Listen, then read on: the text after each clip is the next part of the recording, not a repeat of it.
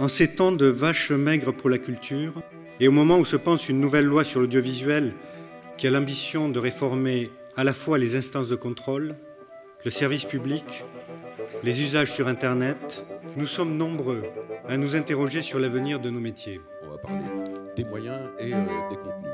Soit ils mettent trop d'argent, soit ils mettent pas assez d'argent.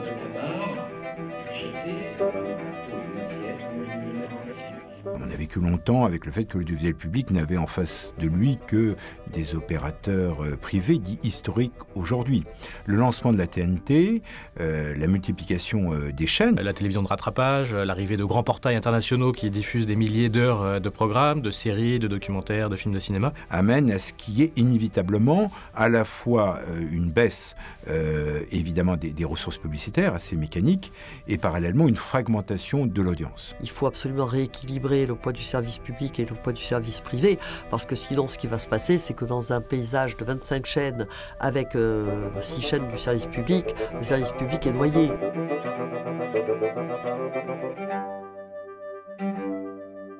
Ce matin, il y a un des intervenants, Jérôme Cazac, qui a dit « mais il n'existe plus à la télévision de documentaires d'auteurs ». On ne parle pas de documentaires de création, mais véritablement de documentaires d'auteurs.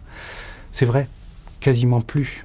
Et ouvertement, dans les discours, on le dit. On n'a plus peur de le dire, d'annoncer que le documentaire d'auteur n'a plus vraiment sa place aujourd'hui dans le flux continuel des programmes d'une télévision qui a ambition de faire une large audience. Bien souvent, les documentaires les plus originaux sont des documentaires qui sont faits avec presque à compte d'auteur, mais disons en dehors des sentiers qui devraient être les leurs et qui se retrouvent dans les salles de cinéma. On sait très bien que lorsqu'il y a des économies, les premiers touchés, ce n'est pas forcément des économies dans la structure, mais des économies dans la création. Il faut vraiment tenter le prime time avec des programmes un peu ambitieux qui ont l'intention d'apprendre à des gens des choses qu'ils ne savent pas, que nous ne savons pas, que personne ne sait, parce qu'il y a un travail de recherche et de découverte, justement.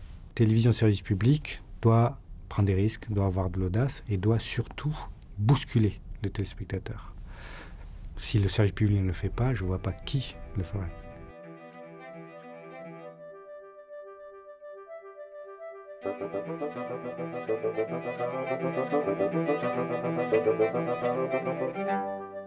Quand on imagine un film, on doit imaginer ce film à la fois pour un très grand écran de salon, qui fait peut-être 140 cm de diagonale, comme pour l'écran d'un smartphone. Est-ce que, sachant qu'ils vont être regardés sur un tout petit écran, on filme différemment? Parce que peut-être c'est ça qui est l'avenir et que ce genre de support va vraiment se multiplier pour regarder les films, les programmes. Donc c'est une vraie réflexion. On a beaucoup de chance en France, c'est qu'on a le CNC qui a mis en place depuis de nombreuses années un système de financement des œuvres numériques, innovantes par rapport à ça. Et ça, c'est vraiment une excellente nouvelle. Beaucoup d'œuvres sont aidées. Je crois que c'est plus de 1000 qui ont été citées aujourd'hui. Un producteur audiovisuel peut utiliser son COSIP automatique pour faire un programme exclusivement dédié à Internet ou à un téléphone portable ou une application iPad. C'est possible. C'est une vraie révolution du compte de soutien quand même. Il y a une opportunité qui est extraordinaire de création et à la fois une difficulté parce que travailler une feuille blanche, c'est beaucoup plus complexe.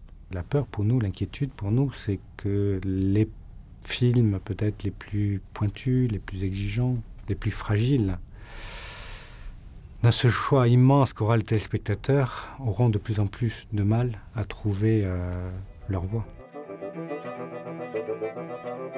Dans une rencontre qui s'intitule « Penser demain à partir d'aujourd'hui », il pourrait sembler qu'il y a quelques paradoxes à demander à un historien de donner son point de vue. Jamais la production de nos œuvres n'a été si abondante et si diversifiée. Jamais l'audience médiatique n'a été aussi soutenue.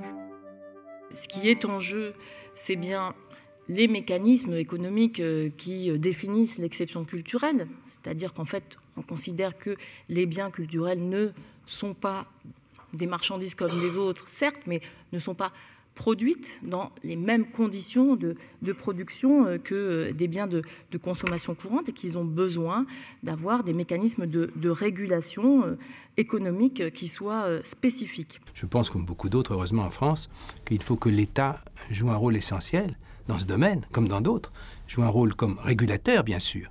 Et de ce point de vue-là, il faut qu'il adapte sa régulation à Paris et à Bruxelles, à l'irruption, à l'émergence de ces nouvelles technologies, si ambivalentes, merveilleuses d'un côté et dangereuses de l'autre. Et puis il faut qu'il intervienne à l'intérieur même du jeu, comme un acteur. S'il n'y a pas de régulation, ce qui est inévitable, c'est une concentration qui amène à des phénomènes d'uniformisation, de standardisation.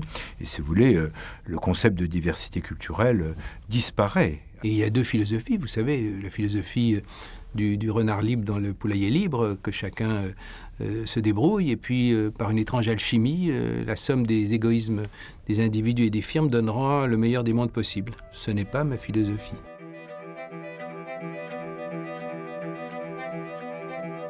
Nous savons que nous entrons dans une phase de budget contraint, ce que nous disent les spécialistes de Bercy. Et quand j'entends budget contraint, j'entends budget à l'économie, évidemment. On nous promettait tout d'abord un budget de la culture sanctuarisé. Vous avez bien dit, on ne touchera pas au budget de la culture. Au résultat, on s'aperçoit que le budget de la culture, il est comme tous les autres budgets. Évidemment, ça va être ceinture et double ceinture. Si la marche est trop haute, c'est-à-dire si on demande beaucoup trop tout de suite, là, cela peut risquer de déstabiliser l'ensemble du groupe, service public, France Télévisions, et notamment amoindrir sa capacité, sa force de frappe éditoriale. On se bat à la SCAM depuis plusieurs années pour que l'on ait une vraie indépendance du secteur public. C'est absolument indispensable. Et donc pour avoir une vraie indépendance, il faut une pérennisation des finances. Et donc un équilibre, et un équilibre à long terme. Vous n'êtes pas au courant? Vous êtes à la radio-télévision française ici. Oui. Interdit la publicité. La bombe qu'avait lancée Nicolas Sarkozy en 2008, avec sa loi mal préparée, mal conçue, supprimant la publicité après 20 heures, cette bombe est en train d'exploser. Cette réforme de 2009, qui en supprimant brutalement la publicité en soirée, n'a pas assuré de manière durable et pérenne une compensation, puisque la taxe télécom qui avait été votée pour cela va être annulée prochainement par la Cour de justice de l'Union européenne. La seule solution pour nous, c'est une augmentation de la redevance. Alors je sais, la redevance, ça peut paraître une sorte de serpent de mer qu'on nous sert quasiment tous les 4 ou 5 ans, mais c'est pourtant, c'est une forme de tabou pour la classe politique, mais pourtant c'est la seule vraie, unique solution, c'est surtout la seule solution responsable. Aujourd'hui, la télévision doit inventer demain. Cela ne se fera pas sans une création forte et dynamique. Cela ne se fera pas sans une volonté politique sans faille. Cela ne se fera pas sans audace, beaucoup d'audace, et sans la folie d'un brin de panache.